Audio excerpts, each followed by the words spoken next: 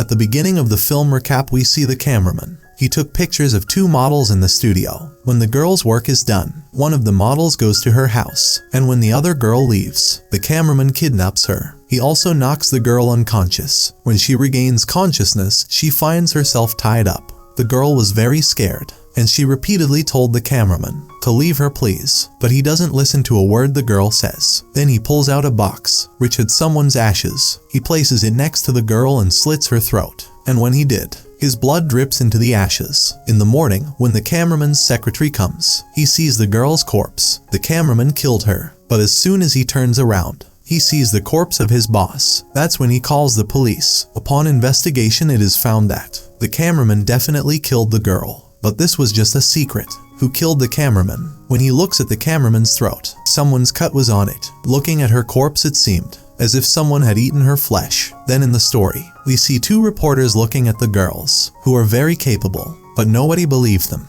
As they both go to their office, their boss tells them to find out about this case. How did the cameraman die? Who killed him so mercilessly? Now they meet the girl from the lab. They feed him at the hotel, and he asks about this case. The girl tells 2 reporters that the cameraman killed the girl. We have some candles from his house. Looking at them, it seemed as if there was some ritual or magic, and there were teeth on the cameraman's neck, like someone had eaten his throat. When they both hear this, they have a lot to worry about and start thinking, who could be such a cruel person, who eats people in such a terrifying way? After that, we see a girl named Sandra. She was doing yoga and walking to her car. Once he starts sitting in his car, some people were going to steal her car and take her away. But when they were on the run after stealing her car, someone was in Sandra's car who beats her very badly, and then he kills her. Sandra was very scared when she saw this. Then she sees that someone was behind her car. But when people gather there, the man who was behind her car, it goes away from there. Sandra now wondered who could be such a powerful person,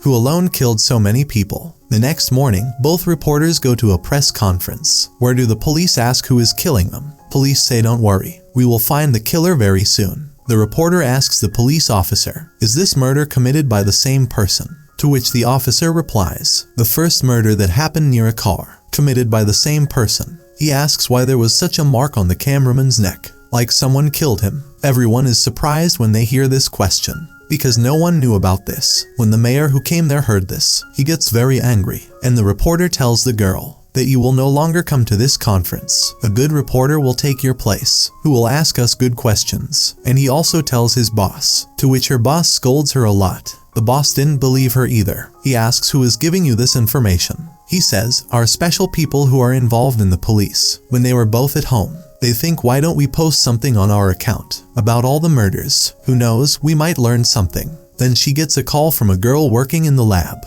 They say, the people we tested for DNA. He is the only man who kills them all. But the model who died, the cameraman did it. Now they both go to the cameraman's office to find out everything, where the first murder happened. When they go there, they find a box there. It was the same, which we saw in the hands of the cameraman at the beginning of the story. But now there were no ashes in that box. They also get a magic item after exploring. When he sees it, he finds out that someone must have done some magic here. After seeing both of these things, they think that the cameraman must be a member of a cult or group who cast a spell here and brought someone alive. And it's the same person who has come to life and is killing everyone one by one. Now that they both knew, but they both think that without any evidence no one will believe them. So they both decide that they gather the evidence first. On the other hand, Sandra, who was in the hospital after that incident, her brother will also come there. Sandra's brother asks the police officer, is there any danger here? The officer says, don't worry, your sister is safe here. Then when he meets his sister, Sandra tells him, that night I saw a man,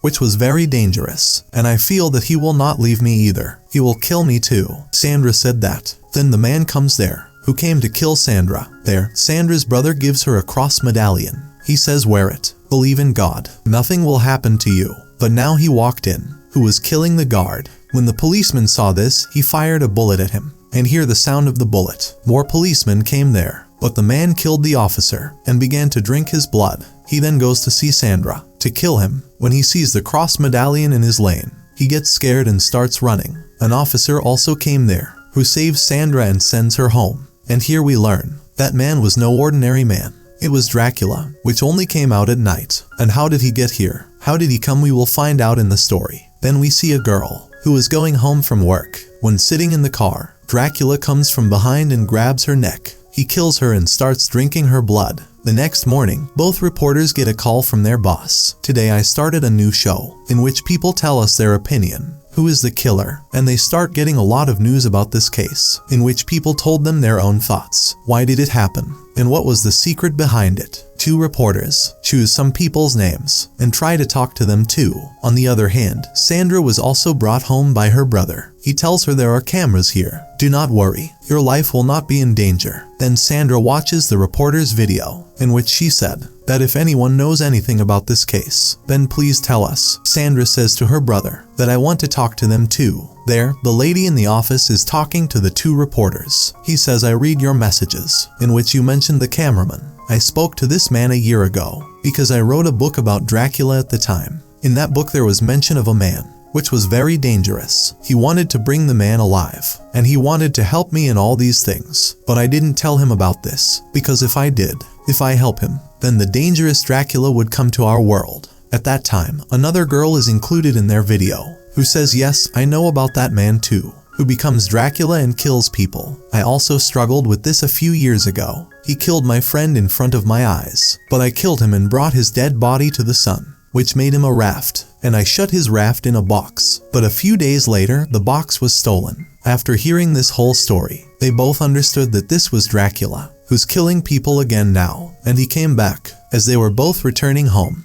Then Sandra calls them, who will tell them everything, what she saw with her own eyes. After listening to Sandra, they were both convinced that this is Dracula. Where Sandra stopped, Dracula came. He was coming there and killing Sandra's friends. Through a video call, Sandra showed the two reporters what happened there. When they both see Dracula killing some people, then he is also very afraid.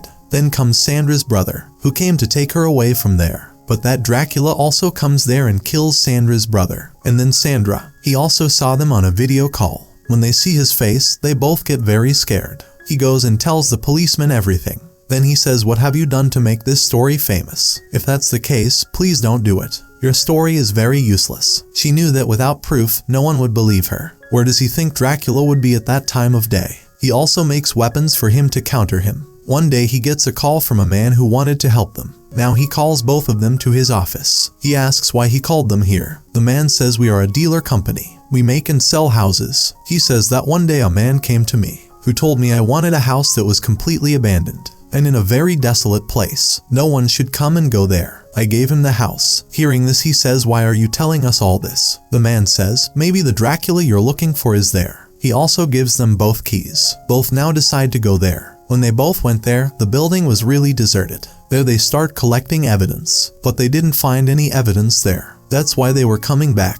But then he sees the paper. It was 2 weeks ago. Seeing this, he thinks that if no one lives here, how did the newspaper get here? Then he sees the boy's dead body. There was also the Dracula who grabbed his leg and attacks them. When they both try to escape from here, Dracula catches them and beats them badly. He also tries to drink their blood, but they don't give up. They attack him. Dracula beats the reporter a lot and renders him unconscious, and the other reporter ran towards him to drink blood, but she ran and came in the sunlight. Afterwards, Dracula returns to him, who was unconscious, but now the girl was also conscious, and he takes the staff and defeats Dracula, which knocked him unconscious. The two pulled him out and brought him out into the sunlight, which reduced him to ash again. We then see the story a few days later. Both reporters were badly injured. Nobody believed them that they killed Dracula. That's why they're both making decisions now that he will leave the press, and they get married and start living far away. At the end of the story, we see a little girl who was giving Dracula's ashes to a woman. We can see that her nails were very large, like she was Dracula too,